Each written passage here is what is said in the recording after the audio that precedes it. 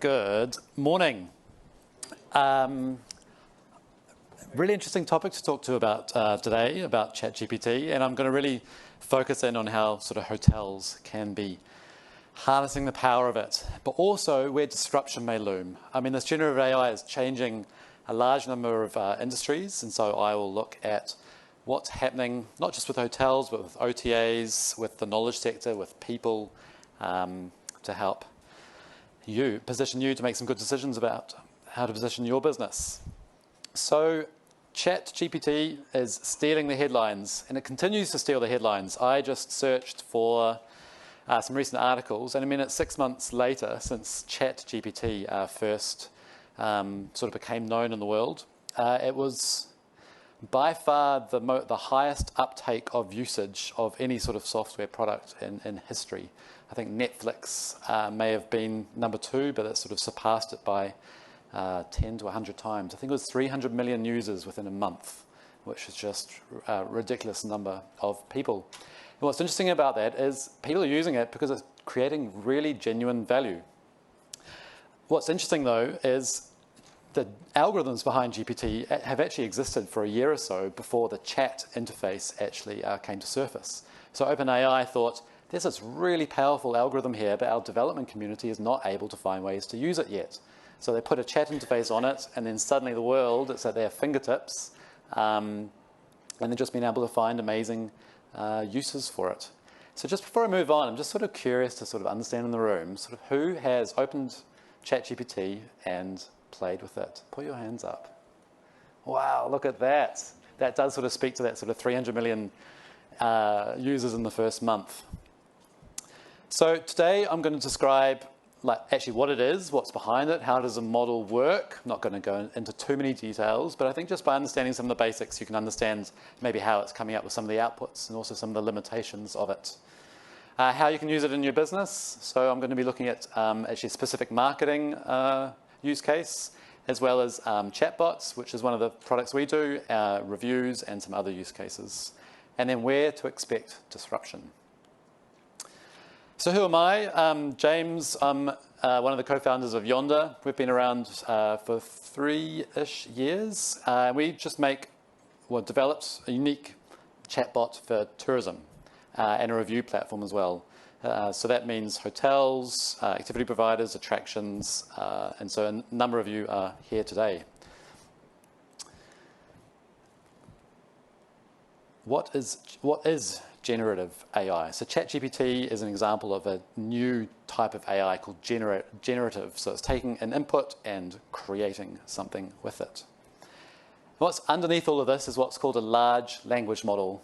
Don't need to understand too much about that, but I just want to put that in the context of this sort of AI growth, where GPT-3 and more recently GPT-4, so this is our time on the bottom axis, and this is a logarithmic scale of just how much computation has gone into this.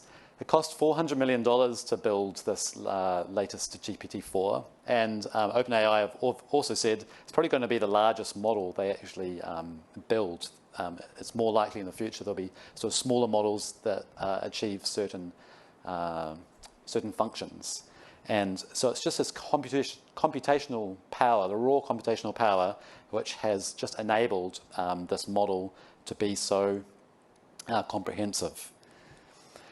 And when we use it, we are asking a question, or we're asking it to do something, and that's turning it into some sort of mathematical representation, plugs it into the model, and then it is asked to do a completion. It's asked to do a task. It's trying to complete the question that you asked it.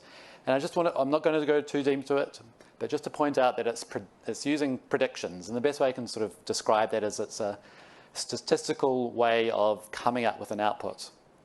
I'm not going to go too deep into like sort of hallucinations and so on, but I just want to make the point that it's not going to Wikipedia, and it's not pulling out like a text from Wikipedia or even your own website to then provide an answer. It's using sort of its knowledge and what it's been given to sort of predict what it thinks is going to be the best answer, because sometimes it's not always correct, or it's making stuff up. How many of you have actually experienced just GPT making stuff up? low number of hands, and which is actually good, because if you are sort of using it well, it really does behave well.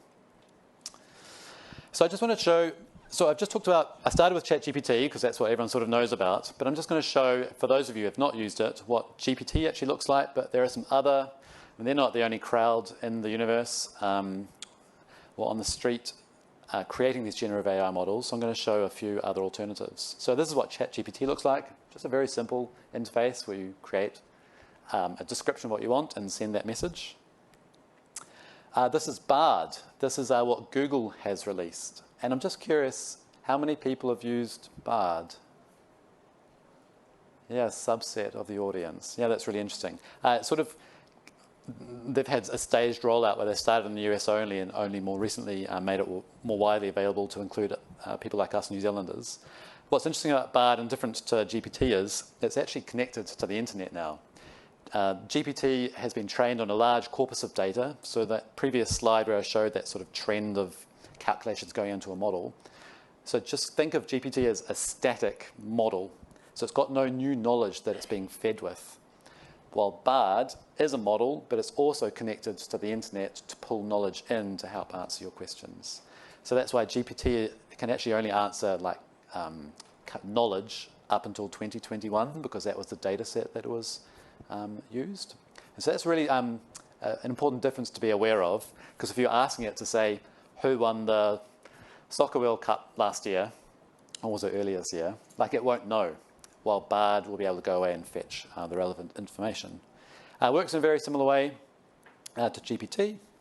And then there's Bing. So Microsoft bought a very significant part of GPT, and they've used their algorithm and then layered on their own search engine and its ability to query the internet. And so this can give live responses as well, and it works in a very similar way. So for those who have not used it, I just thought, why don't I demonstrate it? And I just asked a very simple question, maybe related to some of the information shared in some other presentations, like, well, where do people come from? So list for me a ranked list of visitors to New Zealand and their country of origin.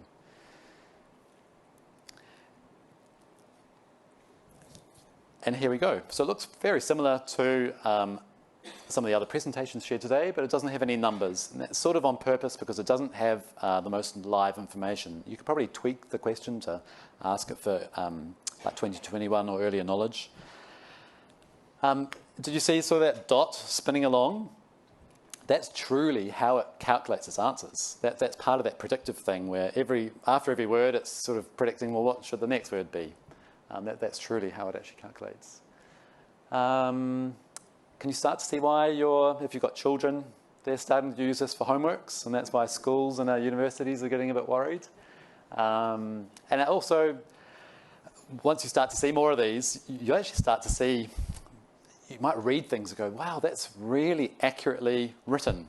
And more often than not, it's probably because someone's used GPT. It's almost too perfect in how it's written. There are some ways around that. I was talking to someone the other day actually they're in the audience well, my writing's not perfect, so maybe I can actually feed it some examples and it'll come out with similarly sort of not quite perfect text as well. And I'm going to touch on that around personas next. So a really great use of this is describe a situation, and so I thought I'd take quite a topical question of, I'm a hotel owner and I'd like you to act like Adrian. What would be his advice on building a marketing plan? So you can position it as an expert, and especially when you use words like act like an expert, it will give you really detailed results. You can also go to the other extreme of tell me like a 5-year-old, like I'm a 5-year-old, a marketing plan, and it will come up with completely different content.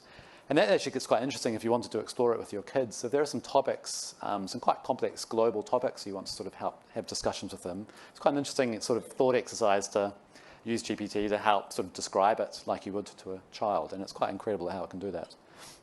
So it can also act like experts. So I'm just curious, if we run this, what the outcome would be. Adrian, Does that sort of sound like you? Set clear goals, know your target audience, develop a unique selling proposition, create a compelling online presence. I'm not suggesting you should bypass Adrian all, but but if you're truly looking for advice, and there's like a body of content of work out there, you can help describe your scenario and in a way use that expert to help you in a problem that you've got. Maybe it's actually replying to negative reviews that you're getting through Google. So, hey, what's some best practices that I could use? And this is the negative review I've got. Help me create a response to manage this situation. So taking that one step further, there's actually a proliferation of sort of businesses building on top of this generative AI algorithms. And this is an interesting example of one called GPT Boss. And so you can go into their platform and choose all these experts that they're sort of created personas for. And you can ask it questions and it will respond. So you can ask a legal question to sort of a legal type or a copywriting question, or I'm just trying to look more closely. There's business coach, search engine optimization specialist, accountant. Yeah, it's quite fascinating. If you wanted to go just have fun with it, I mean, you could ask, act like Arnold Schwarzenegger, and how would you do X? And it will sort of use that style. So it can be quite artistic and creative if you wanted it to be. Now, I just want to take these personas one step further, because this is also where the generative AI is going. And that is taking more of an open-ended goal and being able to iterate in multiple steps to get towards that goal. Because the previous things I've just shown for ChatGPT are you ask a question, it completes it, it answers it. It doesn't ask you to clarify, it just says, based on information I know, this is, I think, the best answer to your question. Now, this thing called AutoGPT, if anyone has heard of that, can take a goal and kind of answer his own questions and move in steps towards it. And so just throw up another topical discussion. Help me arrange a conference for the accommodation industry in 2024 to sustain our position as a leading conference in New Zealand and Australia. And so what it would do then, I mean, it needs to draw on a variety of skills to do that. I need an event planner. I need a marketer to help market it. I need to send out invitations. I need some food and menus. I need some speakers. What are going to be relevant speakers and what are the topics that are relevant today? So this thing called AutoGPT literally sort of moves around all these sort of personas I just described to achieve that goal. Now, I'd say this is sort of in its infancy, but this is where, and if you start to read headlines around the investment going into AI, this is where people are getting excited, because it's just being able to sort of cut through a lot of tasks that we are doing manually today and do them for us and do them as good as us in many instances. It's cool. So how can we use it as hotels and accommodation? Just going to start with the marketing example. Probably one that hopefully appeals to many. And so this is the outcome I'm going to create. Let's say your goal is I need to create some Instagram posts. I know Adrian just said maybe social media is not your primary channel, but maybe it's to existing customers who are followers. You want to sort of advertise them on a dinner and stay special. And you've got a variety of different types of people that come to your restaurant. And you maybe want to create some posts that are appealing to those different types of people. And actually, maybe this could also go into an email to speak appropriately to the different personas that you've set up in your email marketing system. So this is the output I want. So this is our maximum occupancy hotel and Adrian's Steakhouse. Sorry to pick on you, Adrian. All right, so let's go into GPT and ask a question. So act like a marketing expert in digital media, and I give a bit of context around the goal. I need to create some Instagram posts, help me craft some taglines, and some recommended types of images to accompany those taglines. So it's just given me a few ideas. So let me take one of those ideas, the first one, and I'm going to now use a description for the image. It was around a steakhouse, and I'm going to actually use, and I've not talked about this just before, but it's a generative AI image creation tool. So you can describe in text the type of image that you'd like, and it will create that image. And I know a number of marketing agencies now are using it to sort of complement their stock imagery, where they're like, I've got this stock imagery, but I'm really looking for kind of this sort of tweak to it. So this generative AI is able to create an image that you want. So let's put the prompt in and see what it does. So I've just pasted one of those previous taglines in. This is going to take 20 seconds, so I'll keep talking till then. You may have seen, and I think it was Stable Diffusion, there were some copyright issues with Getty images, where you could actually almost see the Getty symbol in the bottom right corner, because they've been scraping from the internet lots of images. So just while I was talking, I probably just missed a point where it gave me a variety of different image choices. And so I thought this is a very nice choice to match my, you can just see at the very top, a beautifully paired steak with sizzling char grill marks accompanied by a glass of wine. So this is the image I've asked for, and this is the image that's created. So now let me take this image, and I'm going to use Canva. I've just pulled off one of the template Canva things, and now I'm going to paste my image in that I've just used, and I'm going to then go back to ChatGPT and take the tagline I just asked for it to create for me, and then paste that in. And how long did that take? So really this is a massive power to teams to get access to maybe expertise that was just out of reach, or because it was within experts, or maybe just a competence of you, or maybe you're just looking for inspiration to try and do something a bit new. So many people in the creative world are now using this to sort of start from that blank sheet. Maybe not necessarily they're using the outputs, but it's just been part of that creative process to get to an outcome, a quality outcome, and quickly. Cool. So that's marketing. And hopefully you can see a variety of other ways you may be able to use it in different marketing activities. So let's have a look at customer service a bit closer to our heart with Yonder. And I'm actually sharing an example here for Yonder. And I just want to show, so we've been using old algorithms up until recently. We've built sort of a proprietary data set that made our AI work really well. But now we've actually moved over to ChatGPT and its large language model. I mean, it's got a lot more data than we could ever generate and populate, and the outcomes are just awesome. And what we've designed is a knowledge base that you control, because if you remember I described before, ChatGPT has got an old knowledge of 2021 before.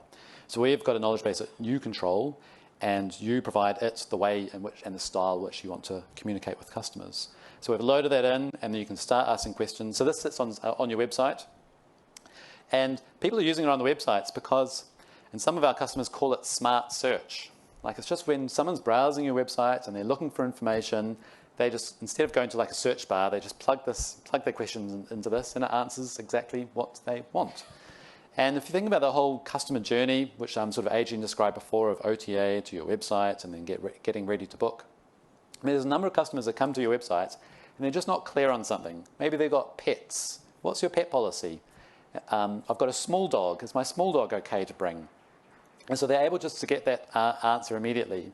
Because if they're uncertain whether you actually accept pets or not, just sort of pulling on that example, they're not going to book. And so being able to sort of address those hesitations or obstacles in their mind to booking immediately, then you just get them ever so closer towards being in a position to book. So it can also do things like recommendations. So I'd like to visit with my family, kids 6 and 8. So a little bit of a sort of difficult scenario to probably accurately hunt around your website to find appropriate rooms, especially if there's maybe a rollaway bed or something that may be needed. So actually, how are you going to accommodate us? And I'll just go through a couple of different examples of that. So it's just able to take all the rooms that you've got, recommends a 2-bedroom apartment, and it sort of describes for your family of 4. So it's really personalising the response back to the scenario that's been described. Is there a coffee machine in that room? It's very important with 2 kids. So yes. And it's interesting how it's really quite conversational now. It's not just pulling a canned response in and giving that. It's really tailoring that response to the individual in the situation. And then how do I book it? Then we steer to your website, because you've got a really nicely designed interface to then move people through the booking process. I mean, with all the calendar picker and so on, I mean, that sort of thing's just clunky to do in chat. Your website and booking system is purpose designed for that. So that's why we steer them there to finish the booking process. So this gets results. And so as Adrian measured, like through Google, we can measure that this genuinely increases bookings. So we can attribute bookings in Google Analytics back to interactions with this chat. And we're seeing sort of a lift of 10% plus, as well as the staff time saved. Because when this is acting on your behalf to answer those trivial questions, your staff are getting less distractions from this to be able to help the people in front of them and just give better guest experience overall. So we're not suggesting this is replacing people. It's just enabling better user experience on your website, as well as your staff to deliver better experiences in front of them. Reviews. How many of, I'm assuming you're on top of reviews. How frequently would you, there's probably a sort of larger set of managers here. I'm curious, how often would the group of people in here be looking at reviews on a weekly or even monthly basis? Can you just put your hands up if you look at reviews more frequently than monthly? Okay, that's awesome. That's really good, because there's a lot of data in there to help just make your business better. Awesome compliments that you may actually want to share back with your team to help make them just proud of the hard work that they're doing. So this is just a list of reviews in our reviews product and systems, or reviews from Google, or maybe direct reviews and that we've collected by sending out post-trip. There's a lot of them. It can take a lot of time, and the reason I ask how are you actually reading these is because it can take a lot of time. So AI is able to summarize. So we've built a feature using GPT where it actually looks through all of your reviews, picks out themes, and then gives you a management summary at the end of every month of everything that's said in those reviews. And we've designed it to help pick out the positives, but also pick out the things you can improve. With the idea being it just saves you time to go through the reviews, but still be using that gold of data that's amongst all of it. So summarization is a really popular way of using ChatGPT. Meeting notes, I mean, the people working in large companies love it they take the transcripts from like maybe their Zoom call and then plug it into GPT, and then it summarizes all the action points that were mentioned and even some of the things that were spoken about. So summarization is a really popular way. So just give some ideas of some other ways you can use it.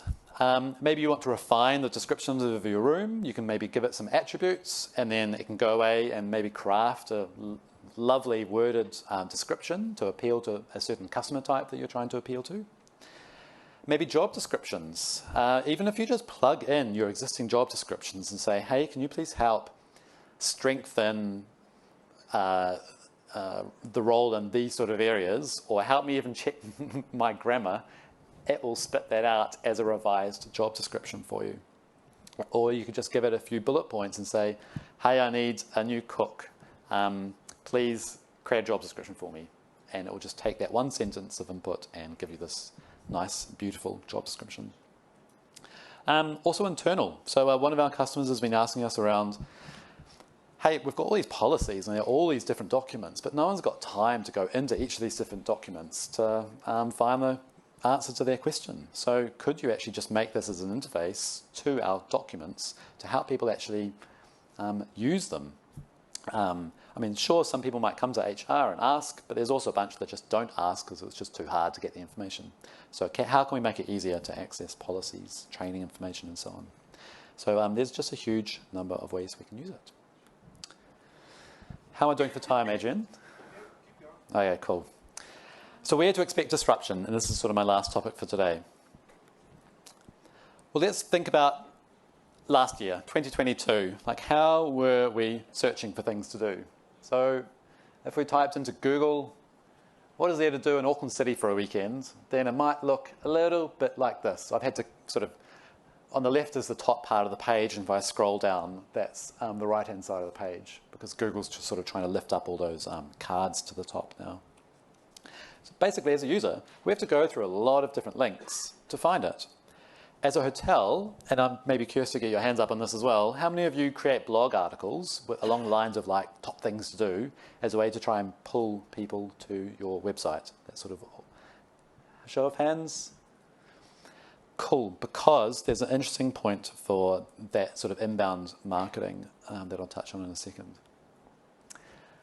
Because if we start using these agents, and I'm just going to show an example using Bard now.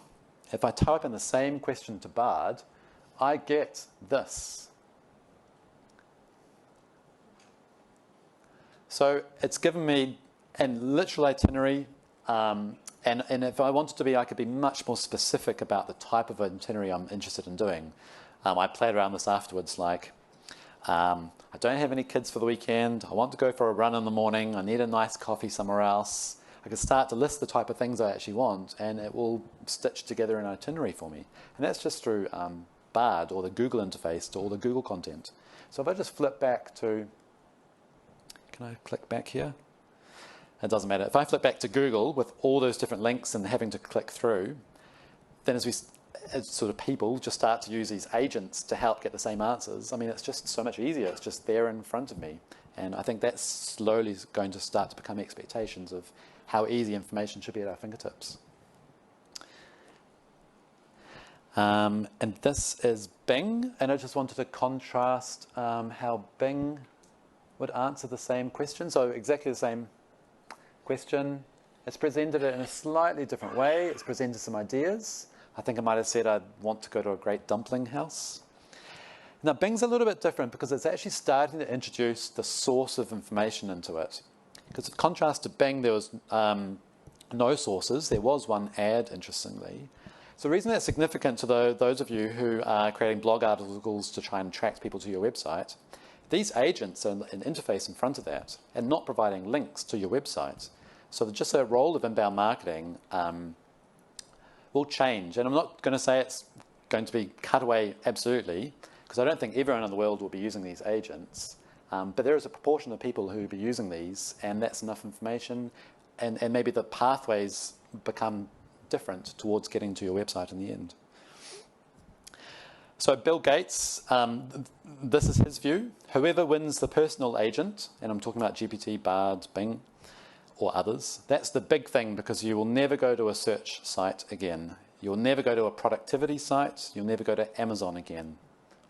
Now, I'm not necessarily saying I agree with Bill. I think a subset of people will behave like that. But it's just interesting at least to be aware of that subset and how to position yourself to be helping those people. Because there is competition. So Adrian touched before about OTAs, their big marketing budgets, the technology that they're developing. So just a couple of examples of so Airbnb and Home2Go are actively trying to use generative AI to make their user experiences better and help them book based on specific preferences.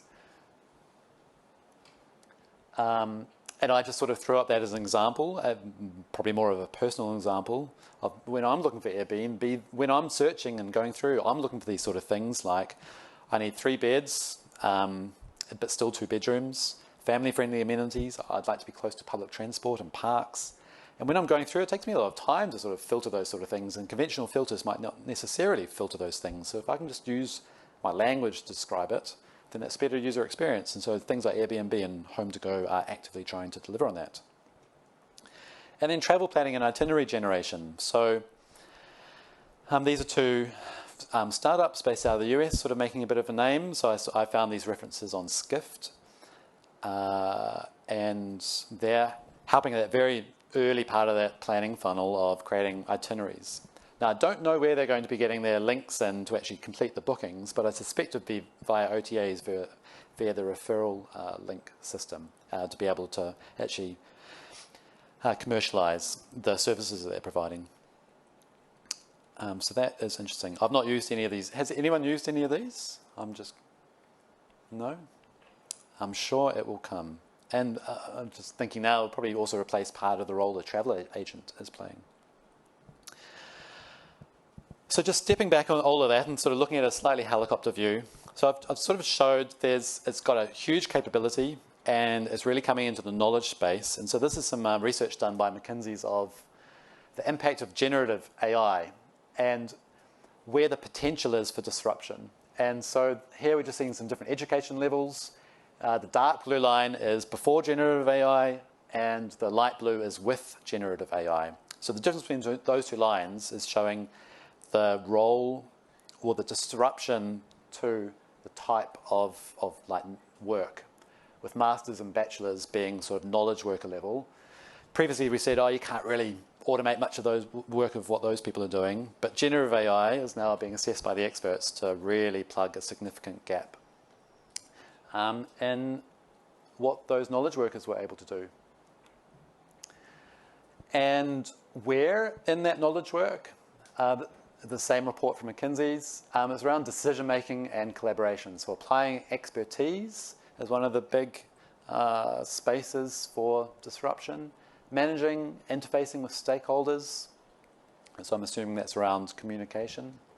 But largely the data management has largely been automated. So I think the gaps in that data automation are really around how to use that data to make insights, because that's quite a time-consuming process, and often with a level of expertise as well.